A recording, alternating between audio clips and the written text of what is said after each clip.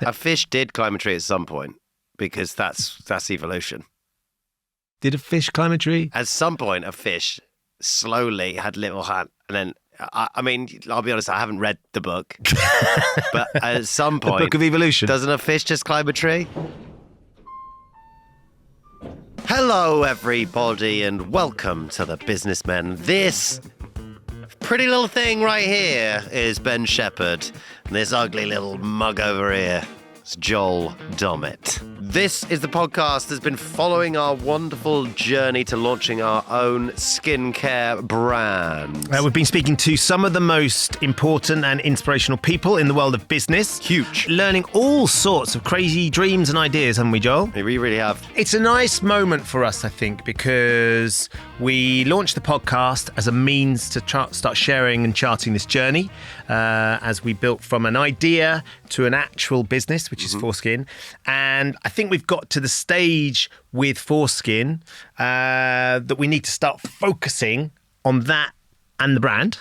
So for the time being, this is sort of, we're drawing the Businessmen season 1 to a close, Yes. as it were, just having a bit of a break so we can take everything we've learned from these amazing people and power it all into Foreskin. 100%. It takes a long time to sort of make a podcast about a business, and so I think it's going to be interesting just to take a bit of that time in order to sort of power our business forward, and hopefully take you guys along with us, because you've come with us from the start, and you've not just listened to a podcast, you've built a business with us, and it's been an amazing journey. So follow us on Instagram, Foreskin Official, and TikTok, Foreskin Official. It's really exciting to have you along the way. So thank you very much for joining us so far, and yeah, it's been great, man. It's been great. Has. And what a great first season. The bits that are coming now are the really exciting, tangible bits. So we will take you on the journey to the formulation plants so we can see all that getting made. We'll take you on the journey to the pitching for investment. We'll take you on the journey to the conversations with retailers if we go down that route. We'll take you on the journey to TikTok shopping, which we're going to do at some point. There's a lot of hard work still to be done with the team, but we want you to be part of that journey. Yes. But what we wanted to do, because we've loved it so much, is just do a little reminisce. Oh, yes. At some of the amazing moments that we've enjoyed over the last few months. And the producers have sort of posed some questions to us. Yeah. To pick our favourite moments each. I think it's going to be really exciting. What moment in the podcast series made you gasp? Wow. Do you remember the first? I think one of the first ones. Well, there's been a lot over the course of the interviews that we've done. One of the first, the most striking, and I think it's because we know Spencer Matthews in a very different light. We know him for all of his physical challenges, all that crazy madness he does when he's being fit and healthy and looking strong. But when he started talking about his business, CleanCo, and the major business downturn, the amount of money that they burnt in America, it was jaw-dropping, wasn't it? It was unbelievable. And just aside to his whole business that I didn't know, and again, one of those people that sort of really gave me the confidence almost to go like, oh, I think we can do this, because he is just a man who just has an abundance of confidence. He does. And it's an amazing thing to be around, to be honest, and to be in a room with. So, yeah, I think that was one of the most gaspable moments. We had a tremendous fall from grace, I can't tell you, it was like a nosedive, because we went into 40 states.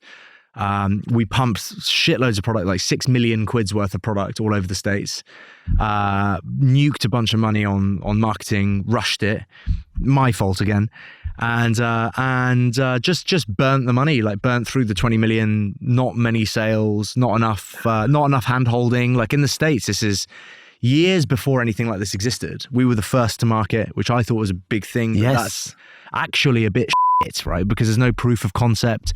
So you've got people saying why do I need a non-alcoholic tequila? And it's just We haven't done any of the like educational piece, and it was a huge failure. We had to take a massive loss. We had to bring the valuation right back down. We raised loads of money from private equity at like this massive valuation. All of a sudden there was, some pretty serious foxes in the hen house, and the whole thing was pretty hard to manage. Also, another moment for me was certainly when we spoke to Sarah Davis, when she said about the fact that she took on Helix and Helix copied her design for her envelope maker. Yeah. They were so cheeky, actually. They rang me. It was Helix, make protractors. Yes. Yeah. So the head of Helix invited me down to their offices to tell them all about my envelope maker under the guise of they could manufacture it en masse for me and distribute it in 62 countries. So, to me, 21-year-old, I was so excited. I skipped off down to their offices, told them all about it. They were really interested in my patent, so I told them all about my patent I'd applied for, and never heard from them again. And then 6 months later, here they are launching the Helix envelope folding board. No. And I thought, you little... I loved her line from her dad, and I'm going to try and do it in a Northumberland accent, but it won't be. But he said, we're going to court our little Sazzy's not being ripped off by them Helix. Wow. Was that about right? Does that ring any bells? I really enjoyed that accent. It was just, he called her our little Sazzy. A little Sazzy. Oh, that was better. Nobody's going to take advantage of her. F*** you, Helix, you bastards. With your rulers. Yeah, and your compasses and stationery. How dare you take advantage of my daughter with your protractors. You absolute bastards. I'll see you in court. And then the other thing, Will and Jack, the fellow chefs. And I went to Fallow the other day, and oh my goodness, what an extraordinary place it is that they have created. But the fact that they launched their business maybe 5 days before COVID. Mad. With all the expectation, the excitement and everything, and then to have everything shut down around them and how agile they were. Hearing them describe that moment was one of those sort of spine-tingling instances where you just go, what?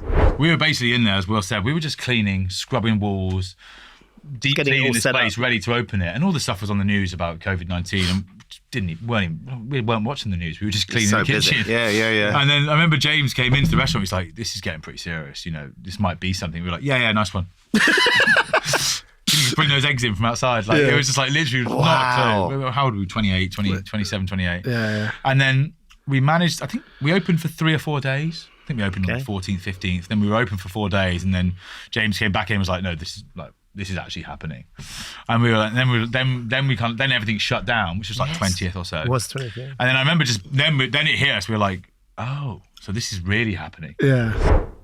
And that made them a successful business because they went through that.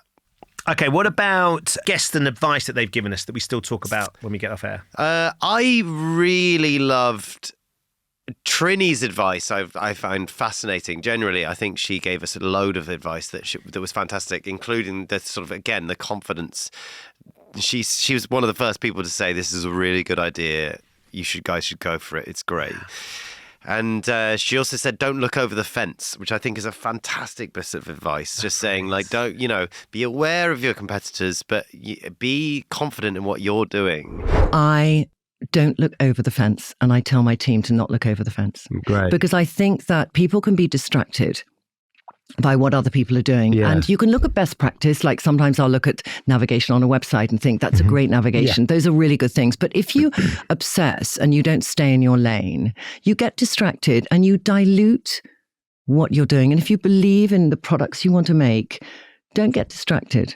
Really focus on what you want to create. Mm-hmm. And I find that a best practice for me. More recently as well, Susie Ma, who's created Tropic Skincare. Yeah. And how she's done that. And she had this amazing phrase, Joel, and actually it was something Simon Woodruff made a reference to as well, the guy who created Yo Sushi. Yeah. And it was something that someone else said to her. She had a couple of really lovely phrases, which I think are really important. Hire slow and fire fast. So many of the really successful business people have talked about personnel and hiring personnel is such an important part of the business. You have to get it right, and trusting your gut, because if you make a mistake, it takes a long time to unwind that mistake. And lots of them have said they've been too keen to give people another chance, but actually they shouldn't have. They should have trusted their gut. I always go back to this. There's a lady called Thea Green who is the founder of Nails Inc. And she gave me a piece of advice in my early days. And she said, my biggest thing in business is that I hire slow and fire fast. If you know someone's not right in your gut, you can give them 1,000 chances. They're not going to be right. Not to mean that they're not good, but it could just be a cultural fit. They might not be right for your business. You can't teach a fish to climb a tree. It might not be what's right for them either. But when it comes to hiring, you've got to take your time. Good people are worth waiting for and worth the extra interview time. A fish did climb a tree at some point, because that's evolution. Did a fish climb a tree? At some point, a fish slowly had little hand, and then I mean, I'll be honest, I haven't read the book, but at some point, the Book of Evolution, doesn't a fish just climb a tree? Are you disagreeing with Susie Marr? No, I think that's great. I think it's great, and that, I think it's great advice, and also advice that I am really bad at. So I'm like, and this is why it's been wonderful for us, and to put together this team, which again, you guys have followed us on this journey of putting together this team, and Russ and Ash, our sort of partners in all of this, are so brilliant at hiring. They're so good at it, and I'm so bad at that. Like in my own life, like if I have to get someone to do something for me, I literally have one person in my life who I trust to do things, who I went to school with, literally. So it's like, it's so brilliant, the people that they bring on board who are so excellent in every regard, and even including the people that work on this podcast. It's so fantastic. And, it's taken us a while to sort of, that thing. Put the team together, sure. Hiring slowly. And I'll be honest, we're going to fire all very quick. So it's... Strap in, guys. But it's fantastic. What has been the scariest moment of the entire businessman journey for you? Well, physically most scary was when Russ announced who had to have their nipple pierced. Okay, so the person who has got the least surveys completed and the person who will be receiving the nipple pierce is Joel.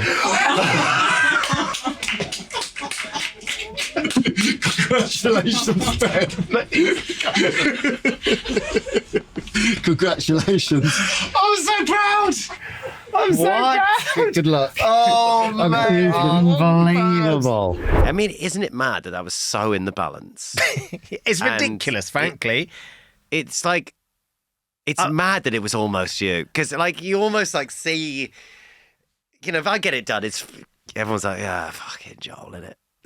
Do you know what I mean? Yes. But like if Ben Shephard had his nipple bit, like, but I mean, I didn't look into the voting, but I'm with Trump on this.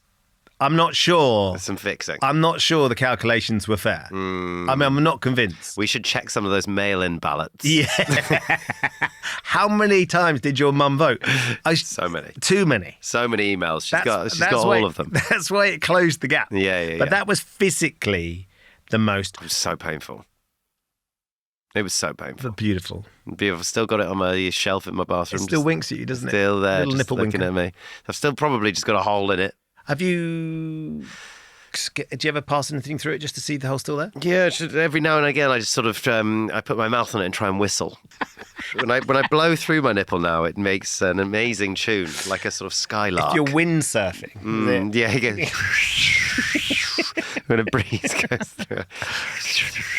Do you know one of the other things that I think, and this is certainly at the start of this, when we'd sit with Caroline, or sit with Trini, or we'd sit with Deborah Meaden, or with Sarah even, and they'd say, so tell us about your brand. It didn't have a name back then. What is it? Why is it? What's your... And Deborah's big thing, Deborah Meaden says, what's your why? And actually, I felt at the time the journey we've come on through talking to our community and talking together and working through the team, I'm so much clearer on that than certainly when we started. So true. And I can remember them asking me that question, and I just started sweating, thinking, I've got to be able to answer this. I didn't have the words at the time. It was a feeling we had. It was a way we felt about trying to do something, but we couldn't distill it down into a really understandable, clear, bite-sized chunk that was transferable and believable and tangible. And now it feels amazing that we're having meetings, and things, and I feel like we're able to explain the things that we couldn't explain before. And I feel like we've got our why now, which is really exciting. And it took us sort of a while to get there. Yeah, to really be able to distill it down. You understand how important those things are in business. Yep. Seeing the real products, that was a big sort of scary moment. Here we go. So this is the initial testing of our foreskin in a very small bathroom. A very cramped bathroom. It's the sweatiest day known to man. Right, so you're going, start with this. This is Lime, cypress and sandalwood. Okay. We want consistency of the creamerizer, the cleanser. I never thought I'd be in a downstairs loo with Ben Shephard washing our face. It's like we're married. There we go. Right, how's it feel? Oh, that's lathering up beautifully. It's a really good consistency. This is mental, isn't it? It's quite gluty. Oh, yes. I'll tell you what. It looks quite nice on Our team have absolutely smashed this, because this is a really... I'm not even kidding, this is actually brilliant. That first try of those products, I think it was really scary. I think secretly I was scared, because I was like, oh no. Again, if it was really off the mark, I think I would have been like, oh, this is so far to figure out. The iterations are going to have to really change every single time. But we got it. Again, fair play to the amazing people that we work with. Angela, our incredible product designer, who she just managed to really sort of know what we wanted. Yeah, how has she picked apart the madness of what we're saying? And unbelievable. Yeah. It turned it into a real thing. A real skill, isn't it? A real skill. She's so skill talented. that I do not have. No. So that was a real scary moment, faux show. And I think the other time that was really scary was when we put the names out to the community. Yeah. Because we discussed it for so long. We had that meeting all together with the gang, with the team, and we threw around so many names and actually going, right, remember, whatever name we put out there that's voted for is the name of our brand. Is it going to be the one that we kind of all feel like we should go with, but we're not sure if it's the right one to go with? Will they go for something else? That felt important and trepidatious and scary and irresponsible, but exciting. Yeah, it does feel very strange. It feels like you are committing to things which will not change for a long time. Yeah. It feels like there's a lot of pressure on it. It's like picking your kid's school. Yes, or their name. Or their name. You're like, oh, God, he's going to be called Dutch forever. Oh, I should tell this story on the podcast. I've told you this personally already. But Ben Shephard was on The Masked Singer. He was Conkers. Conkers, yeah. And so when you have a child, you give them like a comforter at some point, because it sort of helps them to sort of sleep and bunnies, or they're like a special teddy, isn't it? So Wild's got Big Bunny, he calls him. It's just like this. It's so cute, and they had them for many years. Yes, it's quite hard to get rid of them sometimes, and so we got these little bears for Dutch. And we pretended it was a sort of present from Wild to Dutch. And I said, Wild, do you want to give Dutch his comforter? And he go, there you go. And he gave it to him. And I said, what do you want to call Dutch's comforter? And he went, Conkers. And so Dutch's comforter is called Conkers. And so that is something that he will have for the rest of his life.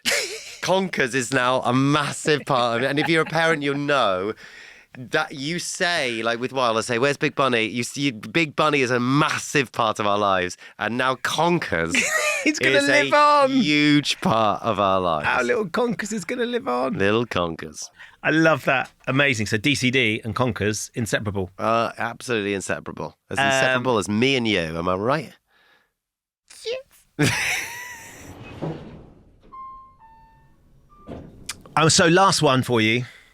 Which of the moments of the guests we've had on the podcast for this first series have made you think, actually, we might be on to something here? The moment that made me think, like, I think we could probably do this is when people started saying this is a good idea to us. Trini is a great example. I remember James Welsh said it was a great idea. You know, these people who are industry experts and just coming in and giving us that little bit of confidence. Even Caroline Hirons, to a degree, even though she's very harsh, she was very much like, don't suffer any fools. If you're passionate about this, you can make it work. Like she said, go for it. And that gave us confidence in order to make, you know what, we can make this happen. I think you've got a market for it if you keep it simple and remember that ultimately at their core, and again, I'm generalizing, talking about straight men, straight white men in particular are my forte. I gave birth to 3 of them, are lazy. You've got to think about your laziest customer and will it be easy for them? Yeah. And if you can take care of them, you're done. Yeah, totally. Just seeing other people's excitement for it. I think that's the key. That's what I find exciting about it. The Comedy and Cream night was a massive one for us. Wasn't it? Just the fact that we just sort of had the community there in the room at the same time and having people try products and just having everyone, it felt like an office party, didn't it? It felt like getting everyone together and us just having a really nice time. Ben's a very charitable man, aren't you, Ben? I try to be. Hence working with you. Thank you. That's so true. We got together, basically, I was like, I love skincare. I know it's a weird thing to be into, but I really think it's fascinating. And but no one's going to trust me with a skincare brand. So I thought, who's the person who's the most trusted man in the entire country? Dermot wasn't available, and so... He's very busy. He's very busy. He only works 1 day a week. And we aren't underestimating what we are trying to do. There's none of this, no complacency about the support and the positivity, and it's just hugely valued. And I look at this little flip chart that we've got here that started as a bit of a laugh, and all the people that have signed that. That's incredible. Up till now. There's so many nuggets as well. I've just looked down at this list of all these amazing people. Tim Campbell. If it ain't broke, break it. I love Tim Campbell, man. What a guy. Not least because his first business was a men's skincare business that went tits up. I love this. I love this. You shouldn't have called it tits up. That was the problem. That was the mistake. Yeah. That was the mistake. We learn. It was a cream to put underneath breasts. Yes. Where you lift the tit up and because you get underneath the breast does sweat. Get dry. Does get dry, so you got got to the opposite. Yeah. So you got to moisturise it. He called it tits up, and it arguably shouldn't have been a man who came up with it. No, I think. Well, he was ahead of the game, wasn't he? Yes, yeah. You know, he always has been. Ahead in the game was also his second business, which was. Oh, nobody's missed me. So please do continue to follow the story. Foreskin Official on Instagram. It's the same for TikTok as well. Foreskin Official. Everything Foreskin is going to go via those channels from now on. 100%. And everyone who's joined us on this journey until now, I'm not underestimating how pivotal you've been in this whole thing. So thank you very much for being a part of it. Thank you, Ben, for letting me go away and be a dad for 2 months. And thank you to the team for doing that as well, because it's been amazing just to be able to be at home with all those guys. I just want to thank Dutch for giving me 2 months off as well. It's been lovely. It's been nice. The team that make this podcast isn't just Joel and I sitting here as well. So Carly and Grace and Charlie and Gully and Mateus. Maisie's in there too. And Maisie's helping us and Russ. I mean, there's been some amazing contributors that have helped us get this far, Joel, isn't there? There really is. And their passion for bringing you great content is absolutely huge. And I'll be honest, most of the time, I ruin it. Yeah. I ruin it. They have made you shine. They edit me well. They work hard. They work really hard. And at some point, we will return to a studio not unlike this. Not unlike maybe like this. For more waffle, hot waffle, and chat. Hot waffle was Tim's third business. Bye, Was everyone. significantly more successful. It was really than successful. Tits Up. It was a little waffle business just outside where he used to talk to all of his customers for a really long time before he sold them a waffle. Huge. Millions. I need a break. Are you going to have another child soon, I'm please? gonna need another child. Go and do some Pending. mating. Pending? Pending. That's the name of The next Tim's- child. Out.